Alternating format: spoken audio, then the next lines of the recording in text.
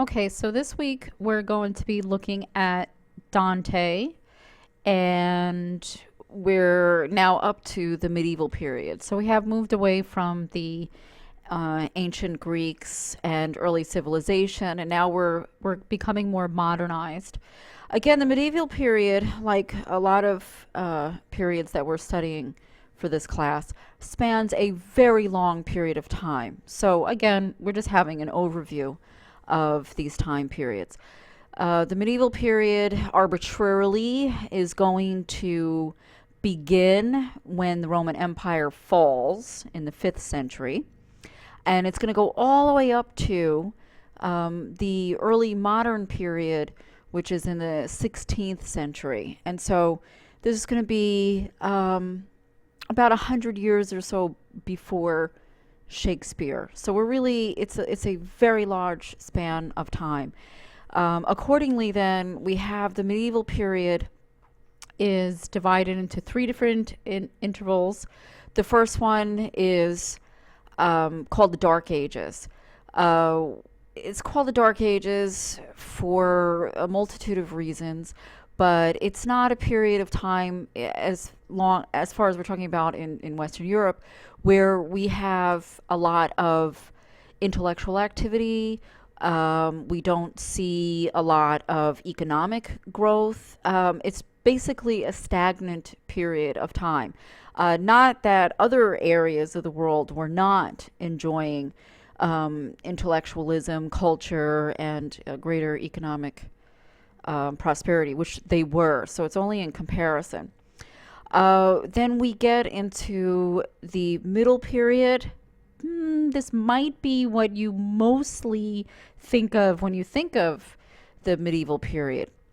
You have castle building, you have, the lordships, and, I guess, what is that? George Martin, he's writing about the Game of Thrones, stuff like that. It would be probably how we look back at the medieval period, would be that middle period, without the fantasy, of course.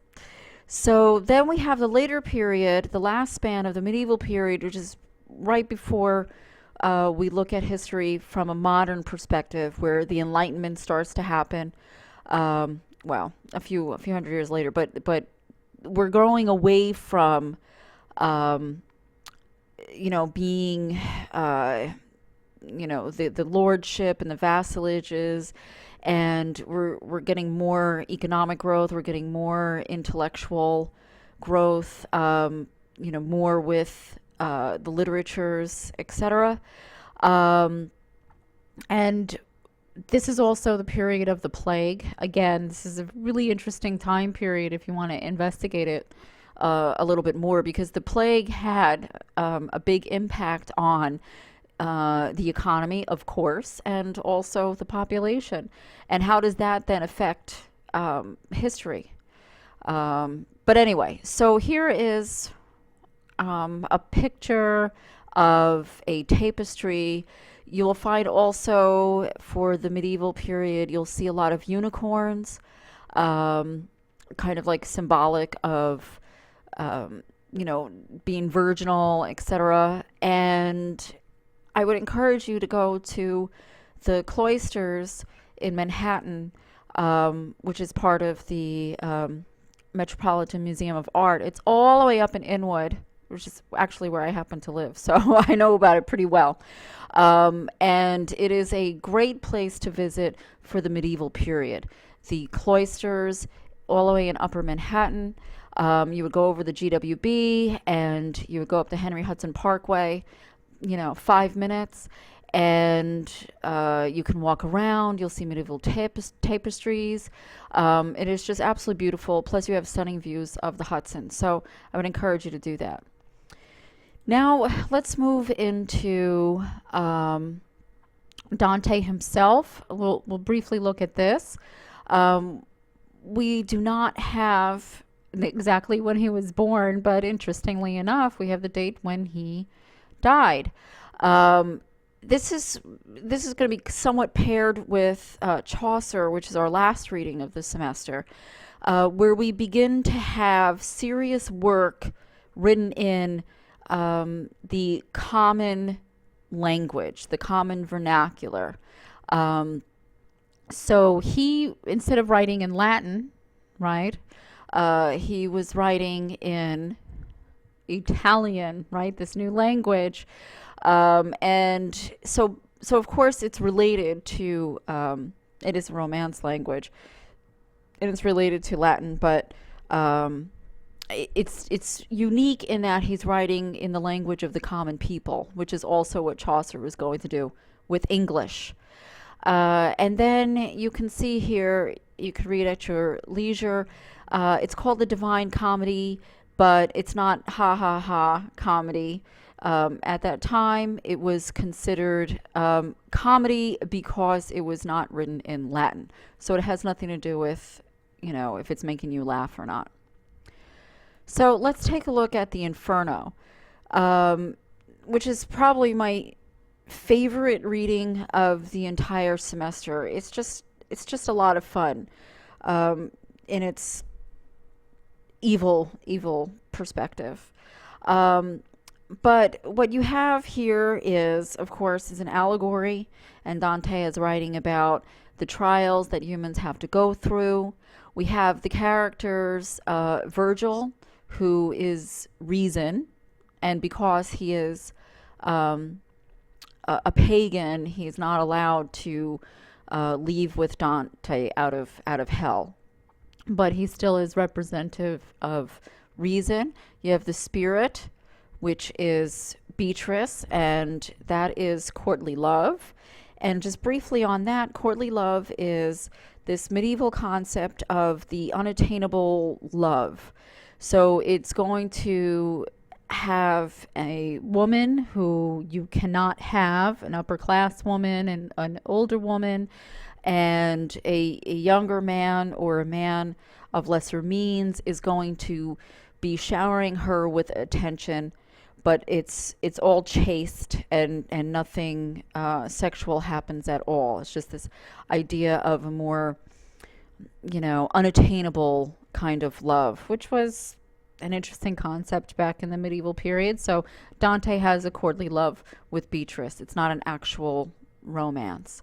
What you'll see in the Inferno is a lot of grotesque images, particularly because in the medieval period people were illiterate.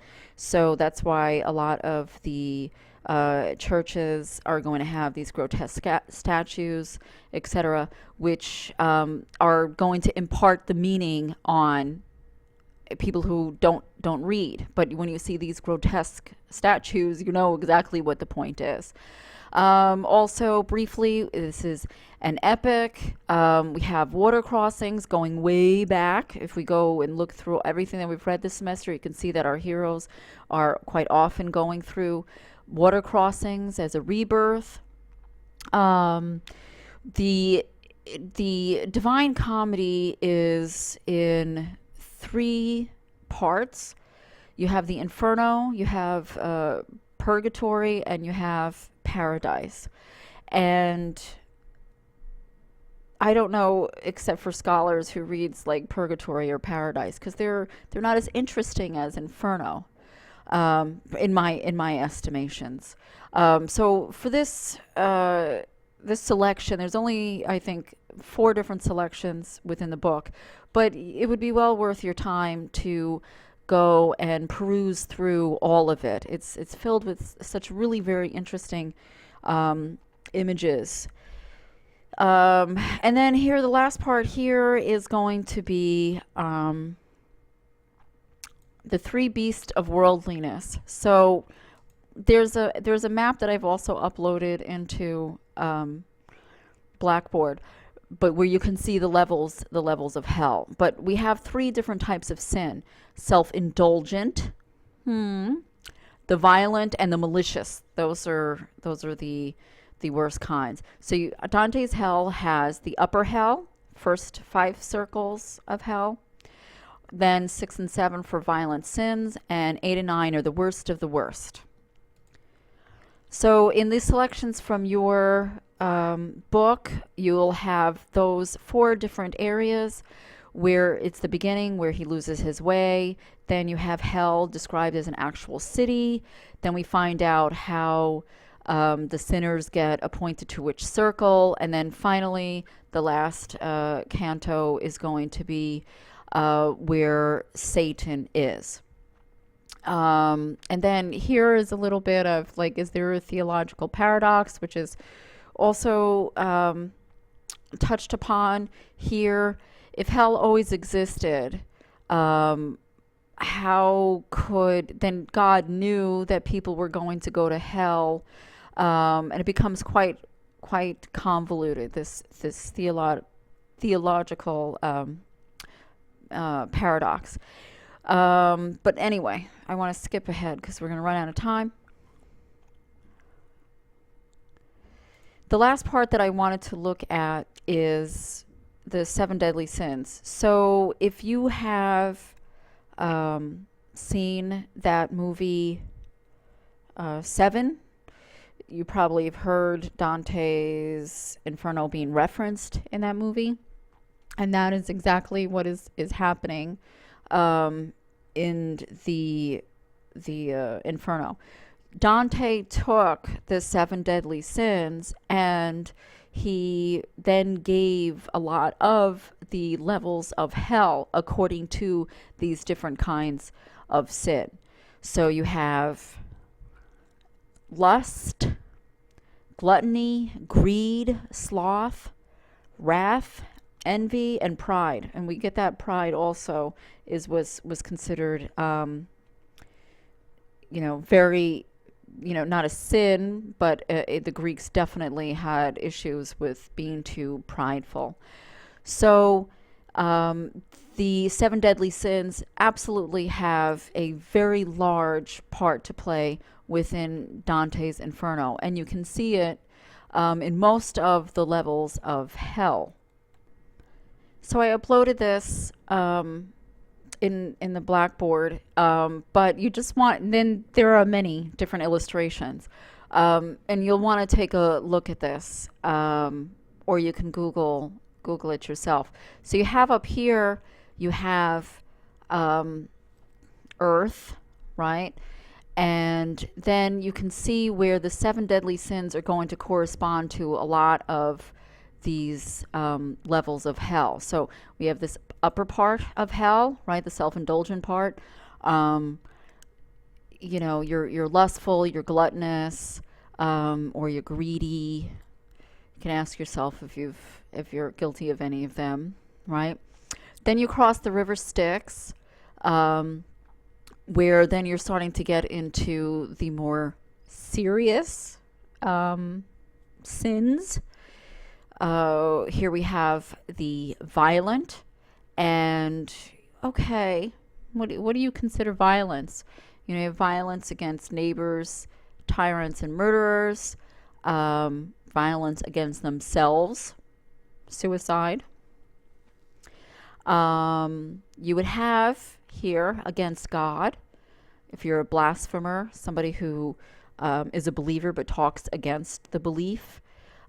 Sodomites, and we have usurers, which is people who lend out money with a high interest rate.